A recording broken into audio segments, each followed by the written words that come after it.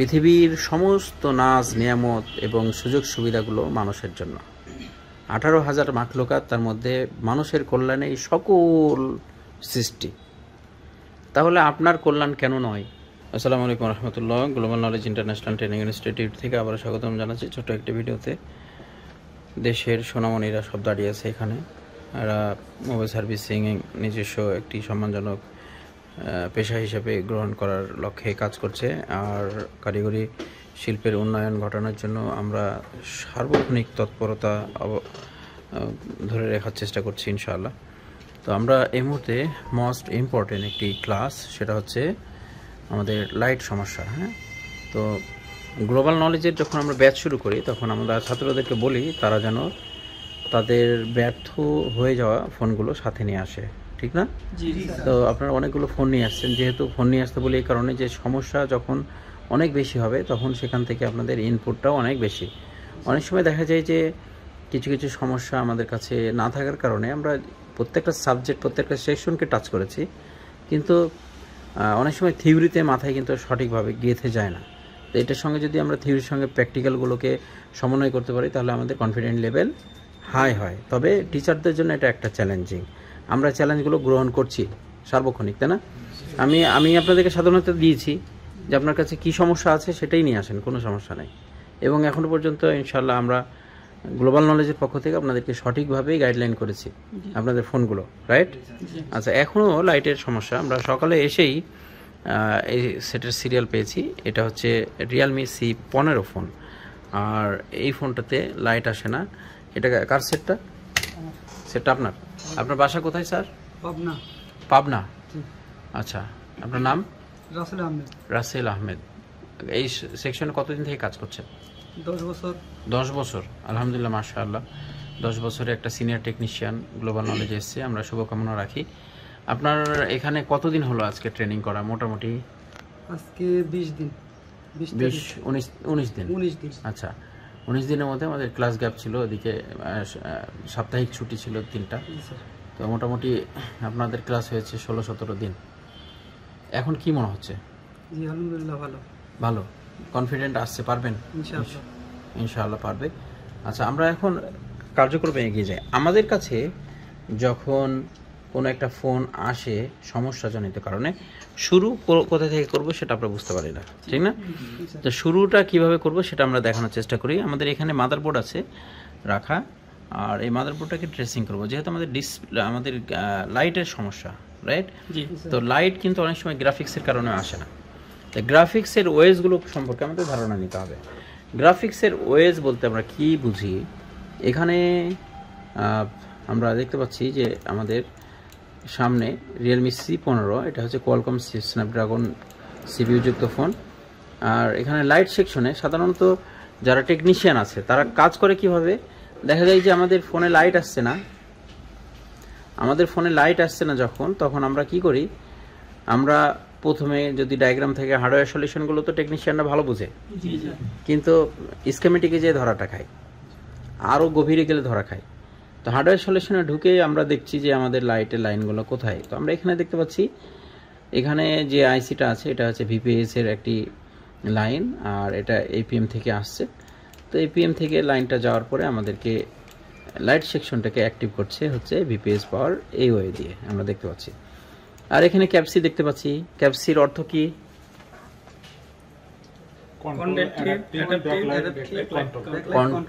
Content adapting backlight control. তাহলে এটা হচ্ছে PWM এর মতো, পালস ওয়াইজ মডুলেশন। আচ্ছা, তাহলে এখান থেকে যখন লাইনটা এখানে যাচ্ছে, এখন দেখেন এটা হচ্ছে জাস্ট একটা সুইচিং। আর এখানে LED A আছে, K আছে, ক্যাথোড, আমরা সবই দেখতে পাচ্ছি। আমরা শুধু এখানে যে 3টা লাইন আর 4টা পিন, এই 4টা পিনকেই কিন্তু আমরা মূল্যায়ন করছি। কিন্তু আমাদেরকে জানা উচিত যে একটা ফোনে যতক্ষণ পর্যন্ত গ্রাফিক্স, বর্তমান সময়ের যে সব যুগোপযোগী ফোন আছে, গ্রাফিক্স অ্যাক্টিভ না হওয়া পর্যন্ত আপনার ফোনের লাইট কখনোই হাই ভোল্টেজ তৈরি হবে না। এটা কিন্তু মাথায় ছিল না আপনাদের। আমি শিখিয়েছি ক্লাসে, থিওরি ক্লাসে, তবুও এটা কিন্তু মাথা থেকে হারিয়ে গেছে। হারাতেই পারে যেহেতু আপনারা একেবারে বিগিনার, নতুন। তো আমরা এখান থেকে কি করব? প্রথমে লাইটের যে লাইনগুলো আছে এগুলো ট্রেসিং করবো এখানে আমাদের লাইন সাপ্লাই আছে কিনা। তাহলে এখানে আমাদের আছে এলইডি কে, এলইডি এ, আর হচ্ছে আমাদের ক্যাপ সি। তিনটা লাইন আপনি ট্রেস করবেন। ট্রেস করার পর আমাদেরকে দেখান যে এখানে ভ্যালু কত আসছে। তো ভ্যালুটা আমরা এখানে মিটারে দেখব। আপনি ট্রেসিং করেন বাম সাইডের উপরে প্রথমটা, যেটা হচ্ছে এলইডি এ।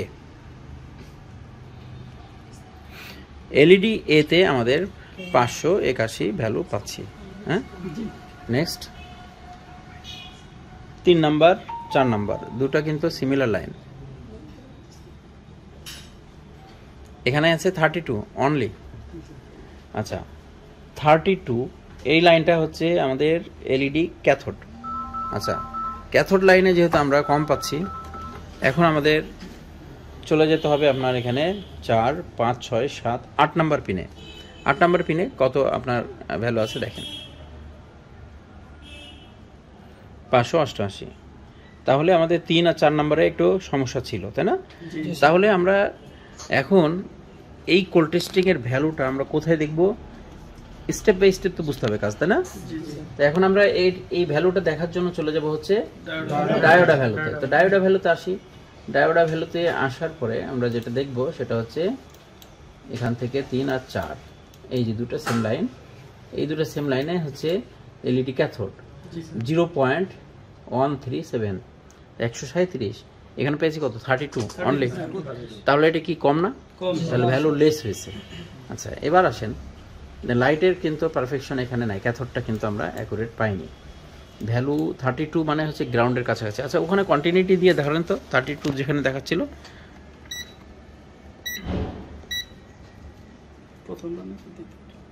3 আর 4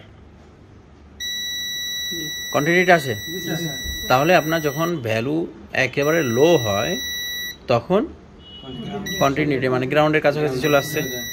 আচ্ছা, তাহলে এটা গ্রাউন্ড হয়ে গেছে। এটাকে এলইডি ক্যাথোড ডাইরেক্টলি গ্রাউন্ড, কিন্তু এখানে তো ওহমস বেশি থাকা উচিত ছিল। এবার আসেন, আমাদেরকে পরবর্তীতে যেতে হবে। এবার আপনি গ্রাফিক্সের ওয়েজটা চেক করেন। গ্রাফিক্সের ওয়েজ অ্যাটলিস্ট চেক করবো এই কারণে যে গ্রাফিক্স যদি আমাদের অ্যাক্টিভ না হয় তবুও তো আমাদের লাইট আসবে না। তাহলে আমাদের গ্রাফিক্সের লাইনগুলোর মধ্যে আমরা একটু চেক আউট করি। ফার্স্ট টাইম নিচের দিকে আমরা চেক আউট করি। এখানে যে সিরিয়ালটা আছে এটা হচ্ছে আপনি 2 আর 3 প্রথমে চেক করবেন, নিচের দিক থেকে ডানে 2, 3।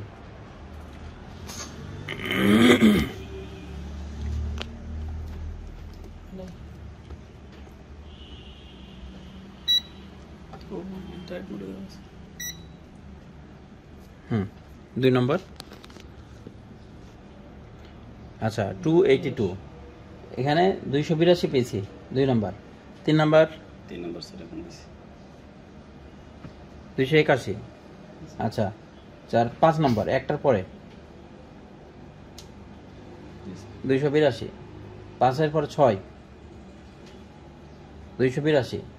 6-এর পরে 7 বাদ দিয়ে 8 283। 8-এর পরে 9 284। 9-এর পরে 10 বাদ দিয়ে 11 284। 11-র পরে 12 284। 12-র পরে 13 বাদ দিয়ে 14 83। তারপরে 15 284। এই ভ্যালুগুলো কিন্তু যথাযথ নয় একেবারে। আমরা আবারও যাই ডায়োডা ভ্যালুতে। ডায়োডা ভ্যালুতে দেখেন এখানে যে কানেকশনগুলো আছে এগুলোর ভ্যালু কত চাই? 375 অ্যাটলিস্ট, ম্যাক্সিমামই 375। এখানে এসে আমাদের লাইনগুলো আরও আপডেট হচ্ছে 800 870 820 এরকমভাবে আপডেট হচ্ছে। যাই হোক, এই লাইনগুলো ভিন্ন। তবে আমরা দেখতে পেয়েছি যেটা আমরা পেয়েছি 182 83 সেগুলো মূল ভ্যালু ছিল হচ্ছে 375। তাহলে ভ্যালু লেস। তাহলে আপনার গ্রাফিক্সের ভ্যালু তো ঠিক নাই, এখনই শেষ হয়নি। গ্রাফিক্সের ভ্যালু আমরা আবার উপরে দেখব। উপরে 1 নাম্বার পিন যেটা আছে সেটা দেখেন।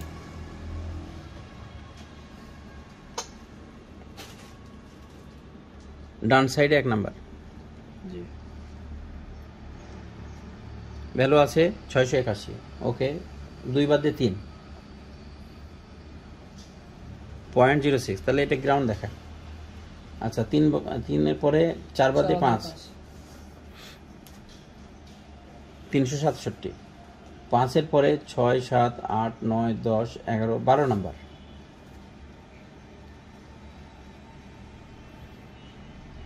438, তারপর 13 বাদে 14, 385। তাহলে এখানে আমরা যেটা পেয়েছি গ্রাউন্ড, সে লাইনটা হচ্ছে 3 নম্বর লাইন হচ্ছে ভিএসএন। এলসিডি ভিএসএন আমাদের ডায়োডা ভ্যালু কত আছে দেখি। এলসিডি 3 ভিএসএন আমাদের ডায়োডা ভ্যালু 00L দেখাচ্ছে, তার মানে এখানে কোনো ভ্যালু থাকবে না, তার মানে এটা সুইচ মোডের একটা ওএস, তাই না? তো এখানে আমরা কত পেয়েছি 0.06 আমরা কন্টিনিউটি দিয়ে একটু চেক দেই।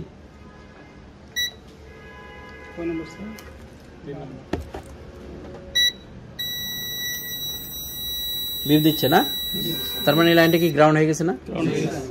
তো গ্রাউন্ডটা হয়েছে কোথা থেকে? এখন এই আবার হার্ডওয়্যার সলিউশন আসতে হবে। হার্ডওয়্যার সলিউশন আসার পরে ভিএসএনটা সাপ্লাই আসছে কোথা থেকে সে বিষয়টা আমাদেরকে দেখতে হবে। হ্যাঁ, হার্ডওয়্যার সলিউশনে এলসিডি যে সেকশন আছে সেটা, তাহলে এই ভিএসএন যেটা আছে, ভিএসএনটা আমরা দেখতে পাচ্ছি সাপ্লাই এখান থেকে চলে আসলো এলসিডি ভিএসএন, আমরা দেখতে পাচ্ছি এলসিডি ভিএসএন এখানে যাওয়ার সময় এখান থেকে আমরা 2টা ক্যাপাসিটার পেয়েছি, 1, 2, তারপর লাইনটা ঢুকছে, রাইট? তাহলে এই ক্যাপাসিটারটা আমরা দেখি। ক্যাপাসিটার শর্ট আছে,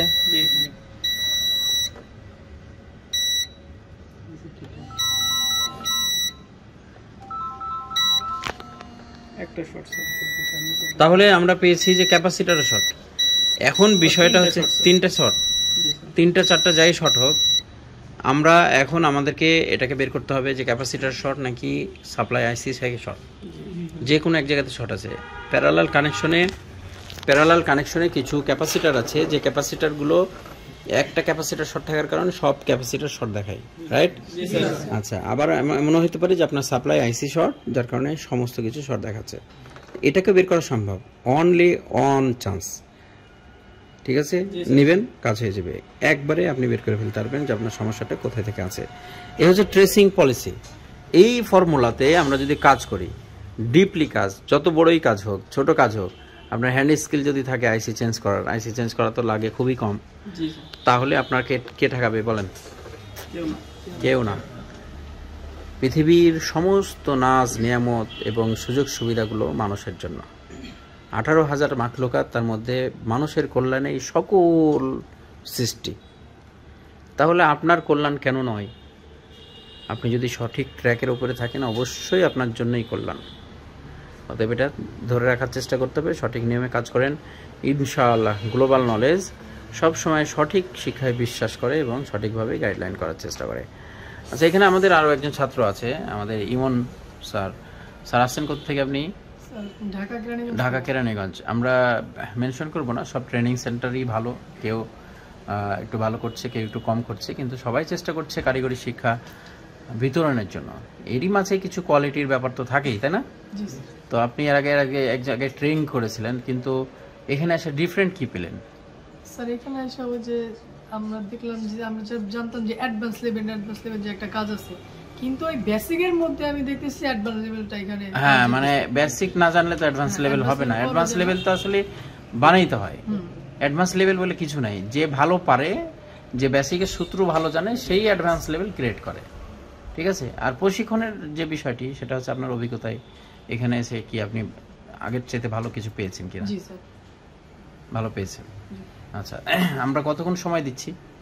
আপনার এখানে আমাদের বলা ছিল যে 5টা পর্যন্ত ক্লাস করাইবো, সকাল 9টা থেকে 5টা পর্যন্ত, 8 ঘন্টা। 8 ঘন্টা, কিন্তু এখন আমাদের 12টা পর্যন্ত, 11টা পর্যন্ত, 10টা পর্যন্ত ক্লাস হচ্ছে, রাত 8টা পর্যন্ত ক্লাস হচ্ছে। তার মানে পার ডে আমরা অতিরিক্ত আপনাদেরকে 5-6 ঘন্টা সময় দিচ্ছি, অনেকটাই। শুরুর দিকে আমরা 8 ঘন্টাই নিয়েছিলাম, কিন্তু কনফিডেন্ট লেভেল কম দেখার কারণে আমরা সময়টা বাড়িয়ে মোটামুটি 12-14 ঘন্টাতে আপ করে ফেলেছি প্রয়োজন অনুসারে। তার মানে এর দ্বারা প্রমাণিত হয় যে আমরা অ্যাটলিস্ট চেষ্টা করি টেকনিশিয়ান করার জন্য, যেখানে আমাদের প্রয়োজন অনুসারে আমরা সবসময় প্রচেষ্টা বাড়াতেই থাকছি। বাকি আল্লাহর ইচ্ছা। পৃথিবীতে রিজিক বিনে ইনদাল্লাহ, আল্লাহর হাতে না? অতএব তিনি আপনাদের রিজিক প্রশস্ত করবেন, গ্লোবাল নলেজ, মিলন স্যার কেউ না, আমরা শুধু ওসিলা মাত্র। তো আমাদের দেখিয়ে দেওয়া পথ অনুসরণ করে আপনারা চেষ্টা করতে থাকেন, সফলতা ইনশাল্লাহ আপনাদের জন্য। সকলে ভালো থাকবেন। আসসালামু আলাইকুম রহমতুল্লাহ।